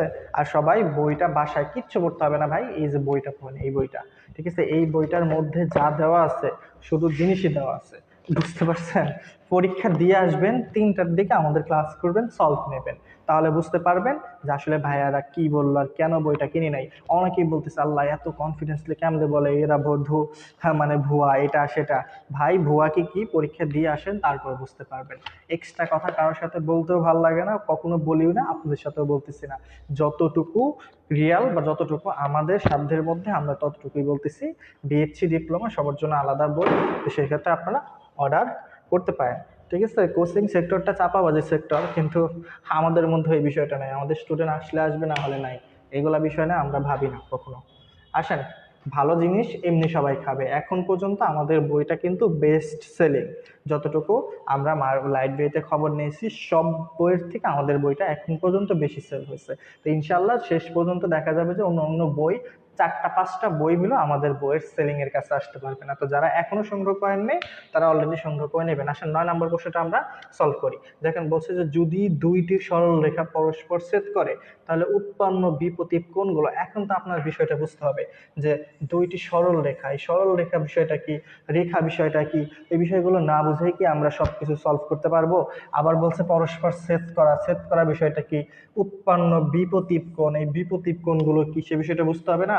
তো আসেন আমরা একটু বিস্তারিত আলোচনা করি, তাহলে বুঝতে পারবেন। তো আমরা একদম বেসিক থেকে পড়ি, ঠিক আছে। আপনারা হয়তো বা দুইটা শব্দ জানেন, জ্যামিতি, ঠিক আছে। এই দুইটা শব্দ এতেই হয়েছে হলো জ্যামিতি। তো এই জ্যা অর্থ হলো মূলত ভূমি, জ্যা অর্থ মূলত কি, ভূমি। আর এই যে মিতি শব্দের অর্থ হলো পরিমাপ। তো আপনাদের এই ভূমি সংক্রান্ত গণিত বা বিজ্ঞানকেই বলা হলো আপনাদের কি, জ্যামিতি। এখন এই জ্যামিতির একদম বেসিক যে জিনিসটা সেটা হলো বিন্দু।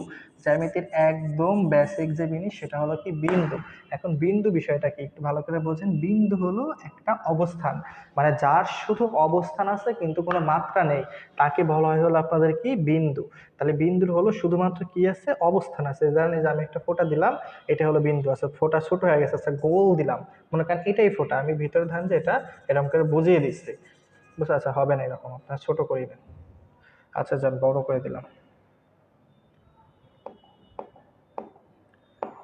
এই যে ধরেন যে একটা বড় করে একটা ফোঁটা দিলাম, এটাই হলো কি আপনাদের বিন্দু, এটাই হলো কি আপনাদের বিন্দু। তাহলে বিন্দু কি, যার শুধু অবস্থান আছে কিন্তু কোনো মাত্রা নেই। এখন এই বিন্দুকে যদি আপনি মাত্রা দিয়ে দেন, বিন্দুকে কি দিয়ে দিবেন, একটা মাত্রা। কি রকম মাত্রা? এই ধরেন যে এই যে একটা বিন্দু, ওকে একটা চলার পথ দিলেন, তখন এর নাম হয়ে যায় হলো রেখা। তাহলে বিন্দু চলার পথকে কি বলা হয়, রেখা।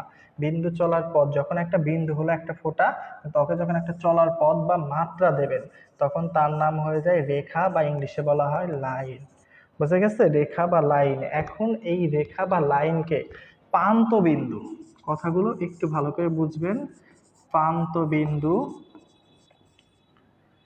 অথবা এটাকে আপনারা বলেন এন্ড পয়েন্ট, মানে শেষ বিন্দু অনুযায়ী তিন ভাগে ভাগ করা যায়।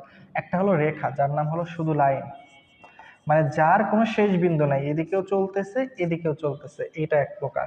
একটা হলো রেখা অংশ, মানে কি শেষ আছে, যে দুই অংশে শেষ, একে বলা হয় রেখা অংশ, যাকে আমাদের ইংলিশে বলা হয় লাইন সেগমেন্ট। Line segment.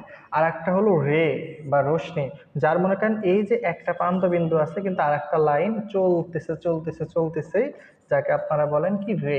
তো এই যে রেখাগুলোর প্রান্ত বিন্দু বা শেষ বিন্দুর উপর ভিত্তি করে একে তিন ভাগে ভাগ করা যায়। একটা হলো রে, শুধু লাইন, যার কোনো প্রান্ত বিন্দু নাই, সেটা চলবে, যাকে আমরা ইংলিশে বলি লাইন, বাংলাতে বলি রেখা। আর যেটা রেখাংশ মানে একটা অংশ, মানে দুইটাই প্রান্ত বিন্দু থাকবে, ঠিক আছে। তো এটাকে বলা হলো রেখাংশ। আর যার একটা প্রান্ত বিন্দু আর একটা অংশ চলতে থাকবে তাকে বলা হয় রে বা লাইন সেগমেন্ট। ওকে, এখন আসেন, আমাদের এই রেখাগুলো আকৃতিগত দিক দিয়ে দুই ভাগে ভাগ করা যায়। আকৃতিগত দিক দিয়ে রেখাগুলোকে হলো দুই ভাগে ভাগ করা যায়। যেমন কি, একটা হলো সরল রেখা, ঠিক আছে, আর একটা হলো বক্র রেখা, ঠিক আছে। এই যে সরল রেখা কি, যেটা একদম সোজা বা সহজ, মানে আমার মতো, বুঝতে পারছেন, এটাকে বলা হয় হলো সরল রেখা। আর বক্র বাঁকা যেগুলো হলো আপনাদের মতো,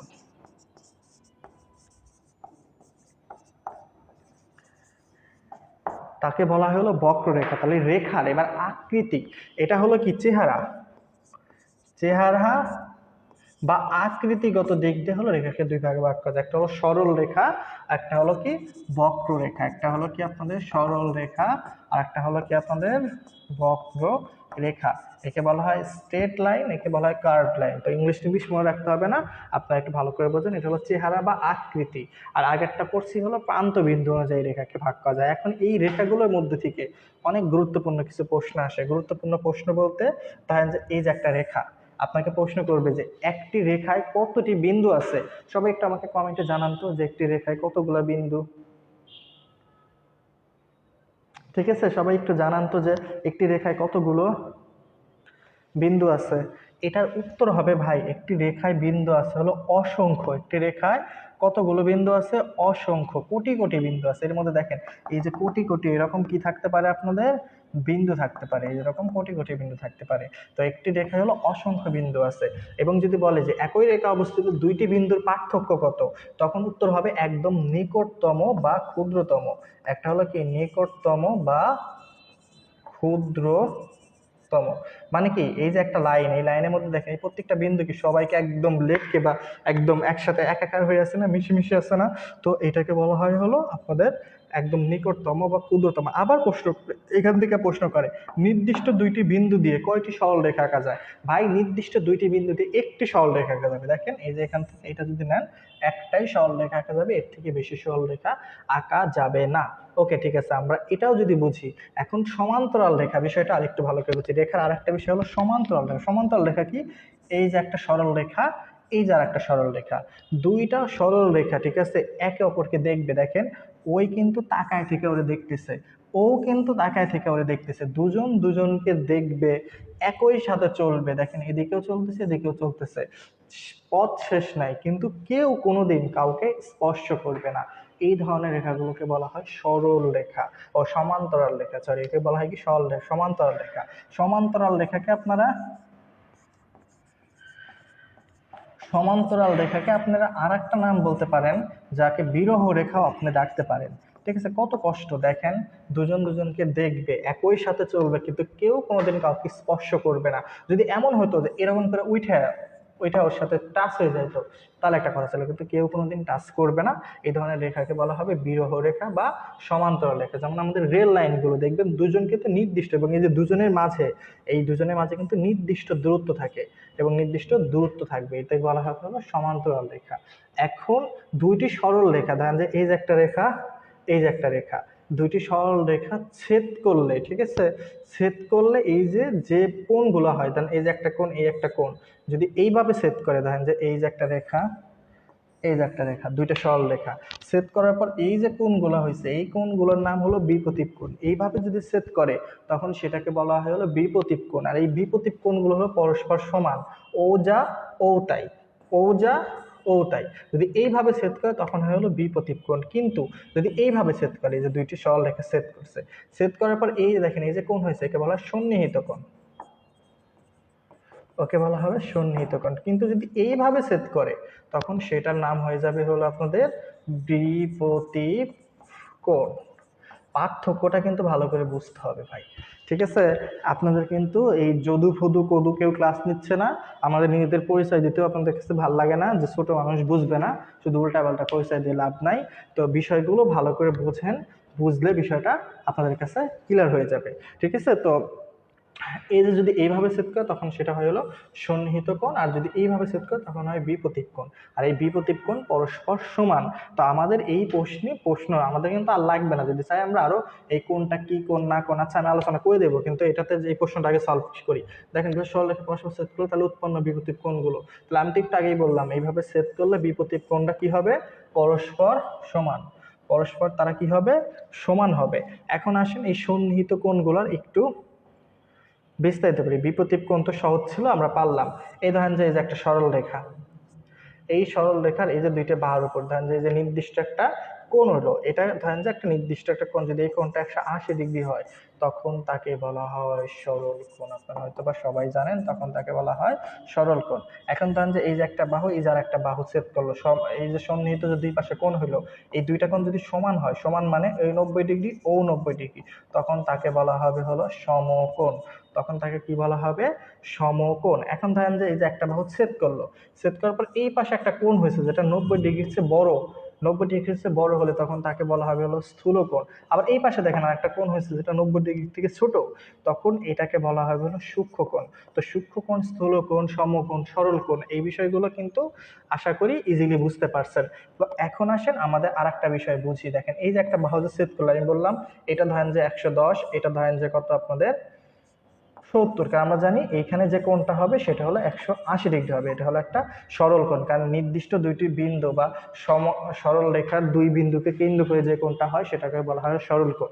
আচ্ছা, তাহলে এই যে দুইটা সন্নিহিত কোণের পরিমাণ যদি 180 ডিগ্রি হয় তখন তাকে বলা হয় হলো সম্পূরক কোণ। কথাগুলো কিন্তু ভালো করে বুঝবেন।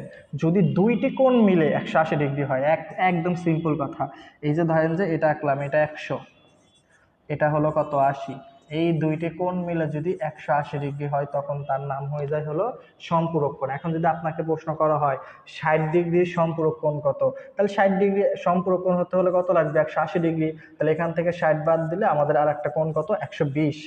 বোঝা গেছে? তো আপনাকে এইখান থেকে প্রশ্নগুলো এইভাবে করবে যে এত ডিগ্রি সম্পূরক কোণ কত, এত ডিগ্রি সম্পূরক কোণ কত। মূল কথা যেটাই দেওয়া থাক সেটা থেকে আপনাদের বাদ দিতে হবে।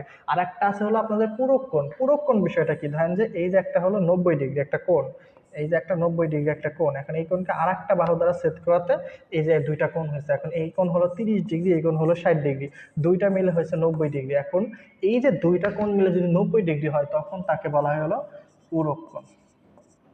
তখন তার নাম হলো কি, পূরক কোণ। তখন তার নাম হলো পূরক কোণ। তো আশা করি বিষয়টা আপনারা বুঝতে পারছেন। তাহলে এখন যদি বলে 60 ডিগ্রি পূরক কোণ কত, তাহলে উত্তর হবে কত, 90 ডিগ্রি, 30 ডিগ্রি। আবার যদি 30 ডিগ্রি পূরক কোণ কত, তাহলে উত্তর হবে হলো 60 ডিগ্রি। বিষয়টা ভালো করে বুঝে অ্যান্সার করার চেষ্টা করবেন। তো পূরক কোণ, সম্পূরক কোণ আমাদের শেষ। আর একটা কোণ আছে প্রবৃদ্ধি কোণ। প্রবৃদ্ধি কোণ বিষয়টা কি, যদি এবার 180 ডিগ্রির থেকে বড় কিন্তু এর থেকে কি বড় কিন্তু 360 থেকে কত ছোট, এই দেখেন এই যে কোণটা দেখেন 180 ডিগ্রির থেকে বড় কিন্তু 360 থেকে কি ছোট, তাহলে একে বলা হয় প্রবৃদ্ধি কোণ বা রিফ্লেক্স অ্যাঙ্গেল। আসে না আর তেমন বেশি কোণ টোন আপনাদের এত কিছু প্রশ্ন আসে না, ওই পূরক সম্পূরক কোণ থেকেই টুকটাক প্রশ্নগুলো আসে। এই জামিল,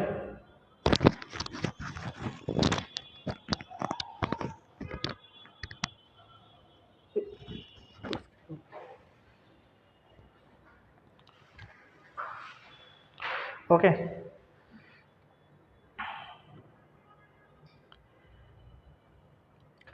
ও মা, ধীরে ধীরে আপনাদের ক্লাস পার্টিসিপেন্ট বাড়তেছে।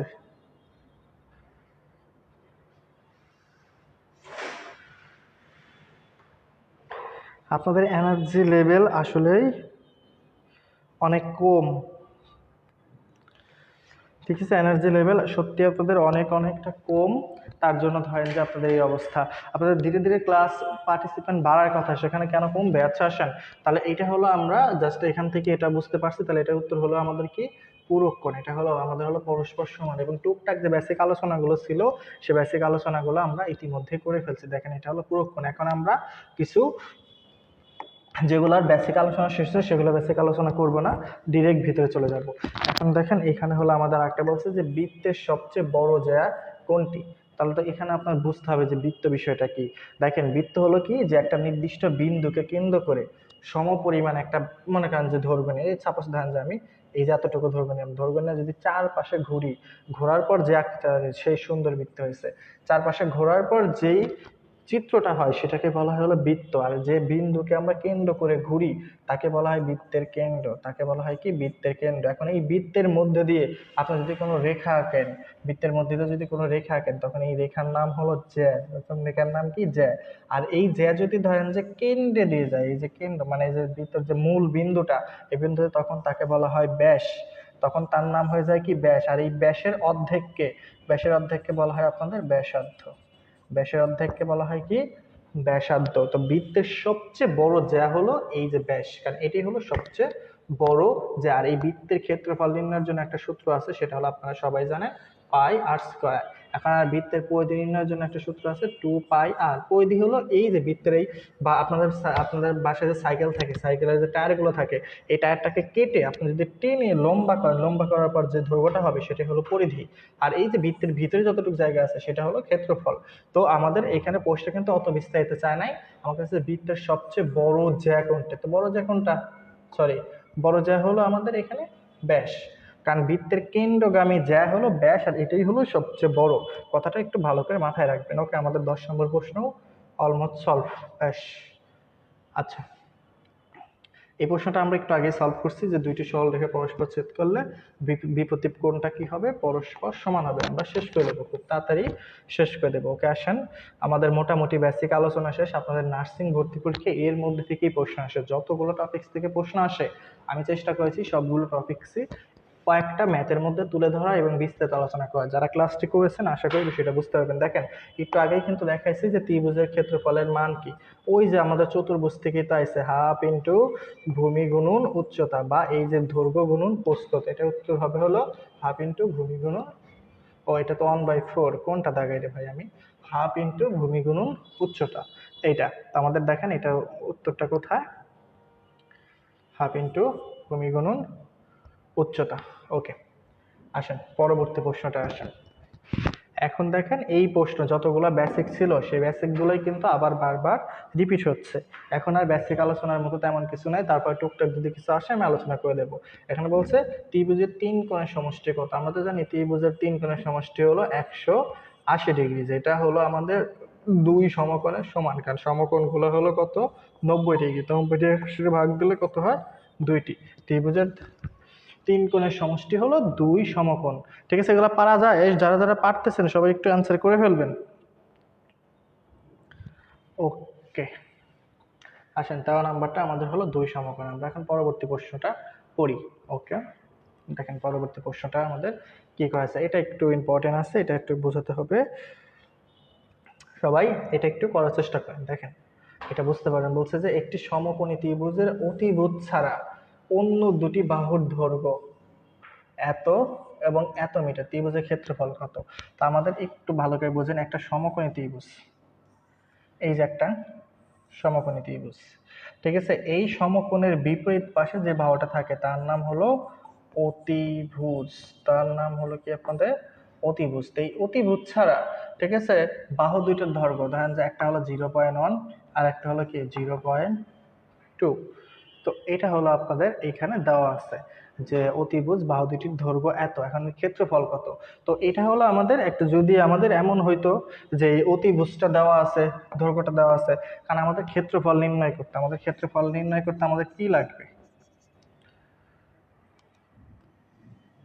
একটু ভালো করে বোঝেন, ক্ষেত্রফল নির্ণয় করতে আমাদের কি লাগে?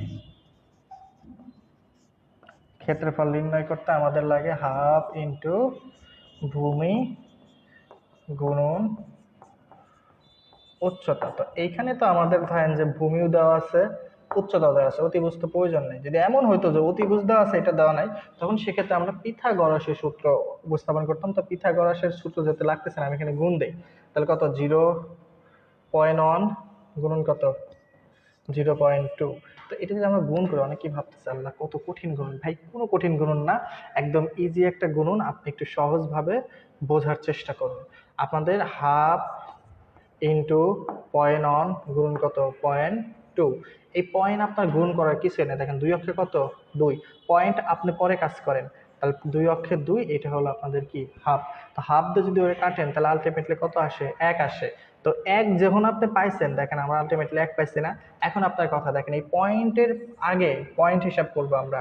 দেখেন এখানে পয়েন্টের পর একটা ঘর, এখানে পয়েন্টের পর একটা ঘর, দুইটা ঘর না। তো আমি যদি 1 লিখছি তাহলে পয়েন্টের পর লাগবে দুইটা ঘর, তাহলে 0.10।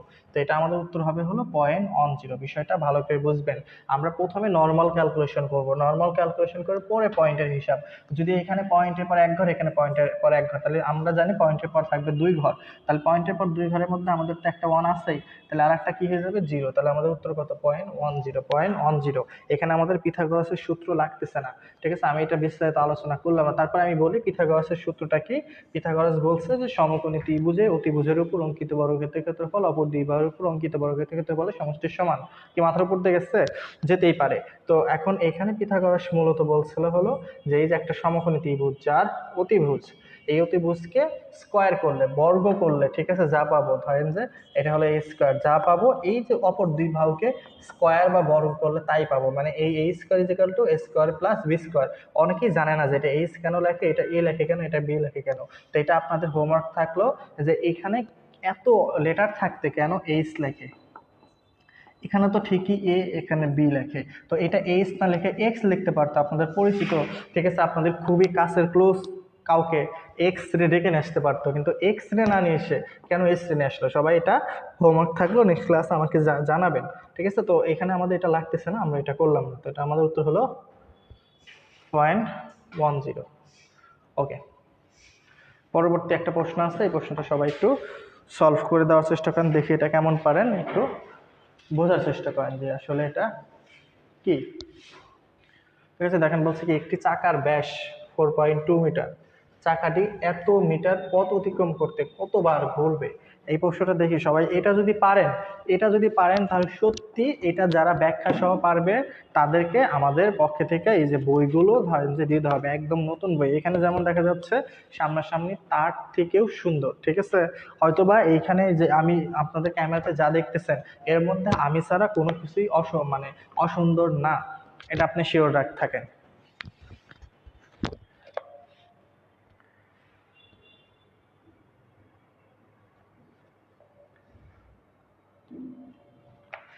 ওকে, তো যারা বইটা কিনছেন তারা বাসায় পড়লে একটু আমাদেরকে রিভিউ দেবেন, বা আপনাদের বন্ধু বান্ধব, আশেপাশের বন্ধু বান্ধব যারা আছে তাদেরকে একটু জানাবেন ভাই আমরা আপনাদের জন্য এত কষ্ট করতেছি, আপনারা যদি এইটুকু কষ্ট না করেন তাহলে কেমন লাগবে বলেন। তো এইটুকু তো আমাদের জন্য আপনারা করতেই পারেন, সবাই একটু আমাদের জন্য একটু কষ্ট করবেন। দেখেন এটা এটা আসলে যদি পারতে হয়, এখন বলছে একটি চাকা, চাকা দেখেন চাকা হলো গোল হয়, তো চাকার এই ব্যাস, ব্যাস মানে কি এই যে ভিতরের অংশ, এটা হলো কত আছে 4.2 মিটার। এখন চাকাটি কত রাস্তা যাবে, ধরেন যে এই যে একটা রাস্তা, বিশাল একটা রাস্তা, আচ্ছা রাস্তাটা হয় নাই, আচ্ছা রাস্তাটা মুছে দিলাম না, আপনাকে ধরেন যে অন্য একটা কালার দিয়ে বোঝাই, এই যে এই রাস্তা,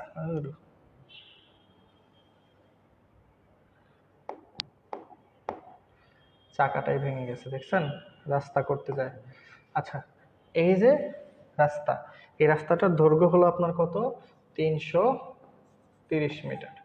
তো এখন হলো আপনাকে বলছে দেখেন আপনাদের এই চাকাটা ধরেন যে এই যে ছোট্ট একটা চাকা, তাহলে একবার ঘুরলে এই যে এই চাকাটা কাটলে কাটলে যতটুকু ভিতরে বারবার এরকম ঘুরতে থাকবে না, এরকম করে ঘুরে ঘুরেই তো এই রাস্তাটা কি হবে আপনাদের অতিক্রম করবে। তো এখন বলছে কতবার ঘুরবে, তো চাকাটা যদি ফুল ঘোরে তাহলে এই যে আমাদের একটু কথাটা ভালো করে বুঝবেন, একটা চাকা তো এই চাকাটা আপনি কাটলে এই যে এইটুকু ঘুরলো সাপোজ, এইভাবে প্রত্যেকবার গেলে সে 320 মিটার যাবে। তাহলে যদি আমাদের কিন্তু ভিতরের এই অংশটা নির্ণয় করার কোনো প্রয়োজন নেই, আমাদের হলে চাকার পরিধি নির্ণয় করতে হবে। তো চাকার পরিধি নির্ণয় করতে হলে আমাদের কিন্তু এখানে দিছে চাকার ব্যাস হলো 4.2, আমাদের পরিধি নির্ণয় করতে একটা সূত্র হলো 2πr, আর হলো ব্যাসার্ধ, ব্যাস না কিন্তু। তো 4.2 অর্ধেক হলো ব্যাসার্ধ, তাহলে যদি 2 দ্বারা ভাগ দেন তাহলে আসে 2.1, তাহলে এটা কত আসে 2.1। তাহলে আমরা কিন্তু এই সূত্রে দেখেন মান বসা দিচ্ছি 2, পায়ের মান হলো 22/3 গুণন কত 2.1, ঠিক আছে 2.1। এখন এই 2.1 কে যদি আপনি তুলে দেন তাহলে দেখেন 2, আচ্ছা আমরা একটু সহজ সহজ বসবে 2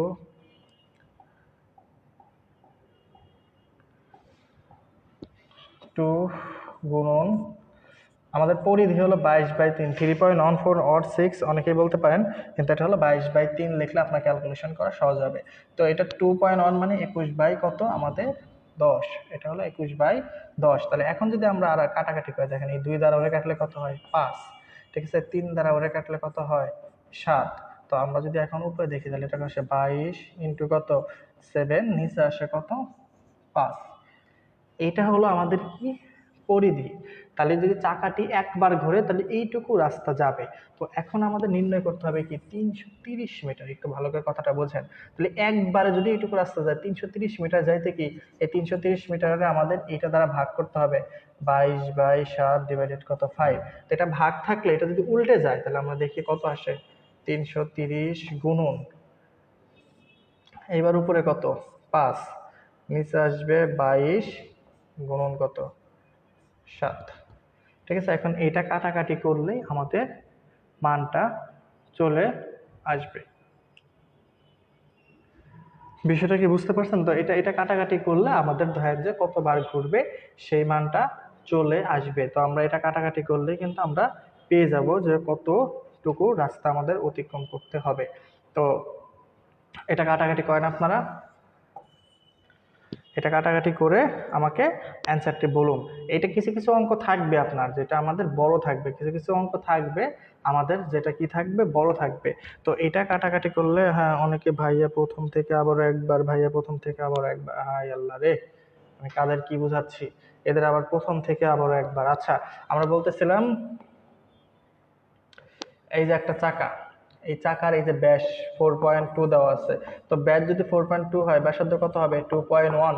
তো আমাদের চাকার পরিধি নির্ণয় করতে হবে, একটা চাকা প্রতিবার তার পরিধির সমান ঘোরে। তো পরিধির সূত্র কি 2πr। তো এই যে 2, আমাদের পায়ের মান কত 22/3, আর আমাদের এই যে আর আর পরিধি কত আছে 2.1, 2 পয়েন্ট কত 1 আসছে। তো এখন যদি এটাকে আমরা সহজ ভাষায় গুণ করি তাহলে এটা কত আসবে 44/3, গুণ এইটাকে যদি আমরা ভাগ করি তাহলে এটা আমাদের কত 21 বাই কত আসে 7, 21 বাই কত আসে 7। তো এখন এই যে 3 দ্বারা ওরে কাটলে কত হয়, ও 21/7 বলতেছে 21/10। তাহলে এখন ওরে 3 দ্বারা কাটলে উপরে আসে কত 7, তাহলে এটাকে আমরা আলটিমেটলি লিখতে পারি কত 44 গুণন 7 ডিভাইডেড কত 10। এখন যদি আমরা 2 দ্বারা কাটি ওই আলটিমেটলি একই কথা 5 বাই, এটা 2 দ্বারা কাটলে 5, এটা 2 দ্বারা কাটলে কত হয় 22/7। তো এটা হলে একবার রাস্তা যায়। এখন আপনি যদি বেশি ক্যালকুলেশন করতে চান তাহলে এটাকে ভেঙে নিতে পারেন, কিন্তু আমাদের এতবার ক্যালকুলেশন করার তো প্রয়োজন নাই। একবার যদি এইটুকু রাস্তা ঘোরে তাহলে 330 মিটার পথ যেতে কতটুকু ঘুরবে, তাহলে 330 মিটারে কি করতে হবে এইটা দ্বারা ভাগ দিতে হবে 22/7 ডিভাইডেড কত 5। এখন এটা যদি ভাগ দেন তাহলে ওই ক্ষেত্রে যে আমাদের কি হয়ে যাবে গুণ হয়ে যাবে, গুণ হলে 5 টুকরে যাবে, 22 ইন্টু কত 7 চলে আসবে হলো নিচে।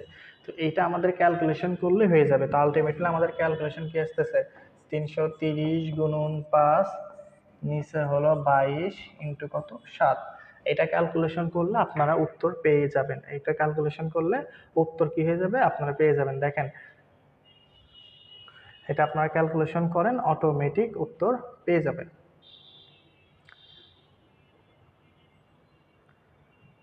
ঠিক আছে, তো এটার উত্তর হবে হলো আমাদের 25, এটা ক্যালকুলেশন করলে উত্তর হবে আমাদের, তার আমি ক্যালকুলেশন, আপনারা ক্যালকুলেশন করেন, আমি একটু মেসেজের রিপ্লাই দিয়ে নিই। পাগল করে ফেলে রে ভাই, আপনারা তো দেখতেছে মানুষ না।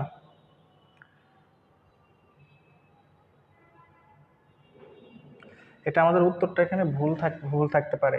ঠিক আছে, এটা আপনারা ক্যালকুলেশন করবেন। আমাদের উত্তর দেখেন 25 10, অথবা 25 নাও হতে পারে। এখানে একটা জিনিস আমাদের হয়তো বা এখানে ভুল করছে, সেটা হলো কি, এই যে এই প্রশ্নটাতে আপনাদের উত্তর হবে 10 পয়েন্ট সামথিং, কিন্তু 10 পয়েন্ট সামথিং হওয়ার রিজনটা হলো এই যে এখানে বলছে ব্যাস, এইটা যদি ব্যাসার্ধ বলতো 4.2, তাহলে আমাদের এই উত্তরের সাথে মিলে যাইত। বুঝতে পারছেন? তো আপনাদের এই উত্তরের সাথে প্রশ্নটা মিলবে না, কারণ এখানে হলো 4.2 ব্যাস বলছে। ব্যাস বললে তো ব্যাসার্ধ অর্ধেকই হবে, কিন্তু আপনি যদি 4.2 ব্যাসার্ধ, এই শব্দটা হবে ব্যাসার্ধ, তাহলে আপনাদের উত্তরটা হলো মিলে যাবে, না হলে মিলবে না। বুঝতে পারছেন তো বিষয়টা? আমি যেভাবে বেসিক সহ দেখাইছি, আপনি এইভাবে এটা করবেন। এখানে ব্যাস থাকলে এটার অর্ধেকই হবে, আর ব্যাসার্ধ যখন বলবে তখন সে 4.2। তো আমাদের এইখানে ব্যাস বললে আমরা 4.2 ধরেই করব। বুঝাতে পারছি বিষয়টা? ওকে ওকে, যারা এখনো বোঝেন নাই তারা ক্লাস টেনে টেনে করে দেখবেন। একটা প্রশ্ন শুধু কঠিন দেওয়া হয়েছে, আর অন্য কোনো কিছু দেওয়া হয় নাই। আপনারা যদি একটা প্রশ্ন নিয়ে এরকম করেন তাহলে কেমনে কি? আচ্ছা, দেখেন। ওকে, আমরা পরবর্তী প্রশ্নে চলে যাই। এটা অনেক ইম্পর্টেন্ট একটা প্রশ্ন, যে কোন ত্রিভুজের তিন বাহুকে বর্ধিত করলে উৎপন্ন বহিস্থ কোণটি সমান। আচ্ছা, এই প্রশ্নটা বোঝেন যে তিনটি সমষ্টি কত। এই যে একটা ত্রিভুজ, এই ত্রিভুজের তিন বাহু, এই যে ধান যে একটা বাহু, একটা বাহু, একটা বাহু, তিনটি বাহুকে বর্ধিত করলেন। বর্ধিত করলে এই দেখেন, এই যে বাইরে একটা কোণ হয়েছে না, এই যে একটা কোণ হয়েছে না, এই যে একটা কোণ হয়েছে না, এই কোণগুলোকে বলা হয় বহিস্থ কোণ। এই যে এইটা হলো কি বহিস্থ কোণ, এটা বহিস্থ কোণ, এটা বহিস্থ কোণ। আর এই যে ভিতরে যে কোণগুলো, ভিতরের কোণগুলোকে বলা হয় অন্তস্থ কোণ। এগুলো হলো অন্তস্থ কোণ, কিন্তু এই বাইরের কোণগুলো হলো বহিস্থ কোণ। এগুলাকে বলা হলো আপনাদের কি বহিস্থ কোণ। এখন আপনাদের প্রশ্ন করা হয়েছে যে তিনটি বাহুকেই বর্ধিত করলে এই বহিস্থ কোণগুলোর পরিমাণ কত। তো আপনারা একদম সহজ ভাষায় বুঝে নেন। ত্রিভুজের একটা বাহুকে বর্ধিত করলেন, ঠিক আছে, একটা উপপাদ্য আছে যে ত্রিভুজের কোনো বাহুকে বর্ধিত করলে বহিস্থ উৎপন্ন বহিস্থ কোণটি ত্রিভুজের অন্তস্থ দুই কোণের সমষ্টির সমান। তো এটা যদি কারো মাথায় না ঢোকে, একদম সহজ ভাষায় বোঝেন। এই কোণটি মূলত কি হবে, দেখেন, এই যে এই কোণের পাশাপাশি একটা কোণ আছে না, এই কোণটা বাদ, বিপরীত অন্তস্থ দুই কোণের সমান। এই জন্য যে কোণ বাহুটাকে বর্ধিত করবেন, এই বর্ধিত বাহুটা নির্ণয় করতে হলে এর পাশে যে অন্তস্থ কোণ আছে এটা বাদ বাদ দিলে এই যে মানে আপনার বিপরীত পাশে বা আলাদা যে দুইটা অন্তস্থ কোণ আছে, এই দুইটা অন্তস্থ কোণের সমষ্টি হলো এই বহিস্থ কোণটা হবে। তো আমি সিম্পল ওয়েতে ভাবলাম যে সাপোজ ধরেন যে এটা 50, এটা হলো ধরেন যে 70, তাহলে 50 আর 70 কত, 120, তাহলে এটা কত হবে 60, সিম্পল হইতে 60। তাহলে এখন এই কোণটার পরিমাণ কত, তাহলে এই 60 বাদ দিলে 50 আর 70, 50 আর 70 কত, তাহলে এই কোণটা হলো 120। আপনারা দেখেন, এখন যদি এই বাহুটাকে বর্ধিত করেন তাহলে এই কোণটা বাদ, তাহলে 50 আর 60 এর এই কোণটা কত হবে 110। এখন এই কোণটাকে যদি আপনি বর্ধিত করেন তাহলে এইটা বাদ দিলে 70 আর 60 কত হবে 130। এখন এই তিনটা কোণের সমষ্টি কত, 110, 130, 120, যোগ দিলে 360। মাথায় রাখবেন এটা সব সময় 360 হবে, 360। কিন্তু যদি একটা কোণের কথা বলে তখন এই কোণগুলোর পরিমাপ আপনাকে দিয়ে দেবে, তখন আপনি ইজিলি নির্ণয় করতে পারবেন। এটা একটা উপপাদ্য আছে, যারা উপপাদ্য মুখস্থ করতে পারেন না তারা এখানে সহজভাবে এই বিষয়টাকে বুঝে নেবেন। ঠিক আছে, আশা করি বিষয়টা বুঝতে পারছেন। আসেন, আমাদের আর ক্লাসটা বেশি বড় নাই, হয়তোবা শেষের দিকে। দেখেন, এটা হলো 360। ঠিক আছে, এই যে আর একটা প্রশ্ন, এটা আমরা একটু আগেও বেসিক করছি, সবাই একটু ভালো করে দেখেন। হয়ে যাবে যে একটি ত্রিভুজের দুইটি অন্তস্থ কোণ যথাক্রমে কত, 35 75 হলে তৃতীয় কোণটি কত, এটা কিন্তু আগেও সলভ করছি। ত্রিভুজের তিন কোণের সমষ্টি কত, 180। তাহলে একটা 35 একটা 75 হলে দুইটা মিলে কত হয় 110, 110 বাদ দিলে একটা কোণ কত 70। অ্যান্সার হলো 70। ঠিক আছে, এটা আপনারা আগেও করছেন। তারপর দেখে 18 নাম্বার কি প্রশ্ন আছে, বৃত্তের যে কোনো ব্যাস, ঠিক আছে, সমান কয়টি অংশে বিভক্ত করে। এই দেখেন, এই যে একটা বৃত্ত, আপনার বিষয়গুলোকে একটু ফিল করার চেষ্টা করেন। একটা বৃত্ত, এখন এই যে বৃত্তের একটা ব্যাস, ব্যাস মানে কি কেন্দ্রগামী, এই কেন্দ্রটা যদি যায় গেলে এই বৃত্তটাকে কয়টা অংশে ভাগ করছে, এই যে একটা অংশ, এই যে একটা অংশ, টোটাল দুইটি অংশে ভাগ করছে। টোটাল হলো দুইটি অংশে ভাগ করছে। একটি বৃত্তের একটা ব্যাস হলো টোটাল দুইটি অংশে বিভক্ত করে। বৃত্তের যে কোনো ব্যাস দুইটি অংশে বিভক্ত করে। ওকে, ঠিক আছে, আশা করি বিষয়টা বুঝতে পারছেন। এখন আসেন পরবর্তী প্রশ্নটা হলো দুইটি। দেখেন, এই যে আমাদের পরবর্তী একটা প্রশ্ন বলছে 65 ডিগ্রির পৃথক কোণ। এটা একটু প্রশ্নটা ভুল করছে, এটা পৃথক না, এটা হলো পূরক কোণ। এটা হবে হলো আপনাদের পূরক কোণ। তো 65 ডিগ্রি। আমরা বলছি কি পুরো কোণ বিষয়টা কি, যে দুইটি কোণ মিলে হবে হলো 90 ডিগ্রি। বিয়োগ কোণের দুইটার সমষ্টি কত হবে? 90। তো একটা যদি 65 হয়, তাহলে 90 হতে 65 থেকে যদি 90 বাদ দেন, তাহলে আর কত লাগে? 25। তাহলে আর কত লাগে? 25। তাহলে আপনাদের পুরো কোণ হবে হলো 25। বিষয়টা মাথায় রাখবেন, এই দুইটা কোণ মিলেই হবে হলো 90 ডিগ্রি। তাহলে সেটাকে আমরা বলবো হলো পূরক কোণ। তো এটা মিলেই হলো আমাদের 90 ডিগ্রি হবে। এটা হলো পূরক কোণ। আর যদি সম্পূরক কোণের কথা বলতো, সম্পূরক কোণের কথা বললে কিন্তু আমাদের কি হতো? দুইটা মিলে হলো 180 ডিগ্রি। সম্পূরক কোণের কথা বললে সব মিলে হলো আমাদের কত? 180। তাহলে 180 থেকে 65 বাদ দিলে আমাদের সম্পূরক কোণ কত হইতো? 115। ও, এইখানে আপনাদের অ্যান্সারে যেহেতু 115 দেওয়া আছে, তাহলে এটা পৃথক না, এটা পূরক না, এটা হলো আপনাদের সম্পূরক কোণের কথা বলা হয়েছিল। এটা হলো সম্পূরক কোণের কথা বলা ছিল। পূরক কোণ বললে হবে হলো 25, আর সম্পূরক কোণ বললে হবে আপনাদের 115। আশা করি বিষয়টা বেসিকটা বুঝতে পারছেন। আমাদের মূল কথা হলো বেসিকটা বুঝতে হবে। এই প্রশ্নে যে হুবহু আসবে তার কিন্তু কোনো কথা নাই। আর আমরা কিন্তু এটা একটু আগেই বেসিক আলোচনা করছি। ক্লাসটা ইউটিউবে রেকর্ড থাকবে, ফেসবুকে রেকর্ড থাকবে। যারা পারেননি তারা ক্লাসটি করে নেবেন, এবং যারা এখনো আমাদের বইগুলো সংগ্রহ করেননি, সবাই একটু কষ্ট করে এই বইগুলো সংগ্রহ করে নেবেন। বিএসসি, ডিপ্লোমা, মিডওয়াইফারি সবার জন্য আলাদা আলাদা বই, বই বলতে সাজেশন শেষ সময় পাওয়ার জন্য।